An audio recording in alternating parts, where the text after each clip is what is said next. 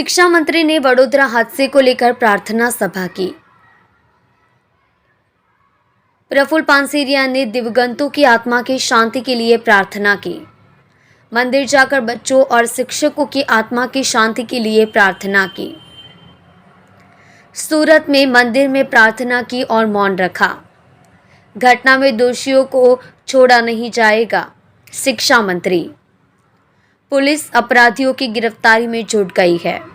भविष्य में ऐसी कोई घटना न हो, इसके लिए योजना बनाई जाएगी। आज रोज शिव मंदिरे गुजरातनी अंदर वडोदरा में जे दुखद घटना घटी थी ए बाळकोना दिव्य आत्मा ने शांति प्राप्त थाय हेतु प्रार्थना करी। 22 तारीखे अयोध्या में राम मंदिर में जारे मूर्ति प्रतिष्ठानो भव्य कार्यक्रम है ए प्रसंगे शिव मंदिर नी अंदर सफाई अभियान पण करवामां आव्युं छे। मंदिरों ए भारतीय संस्कृति ने जीवंत राखी है अने सुख दुख में माणस ने जो क्यांय शांति प्राप्त थती होय तो मंदिर है।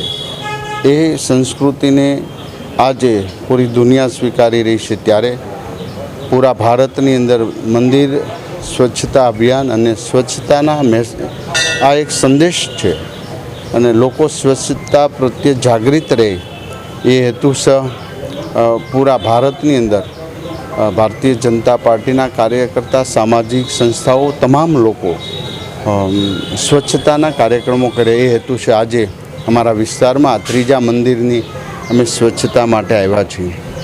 फरी वखत गुजरातनी अंदर घटना जे वडोदरा में बनी न बने एवी प्रार्थना करीए छीए अने प्रभु ने एवी प्रार्थना करी परिवार पर आवी पड़ेला दुख ने संवेदना व्यक्त करीए छीए। सौने जय श्री कृष्ण, जय श्री राम।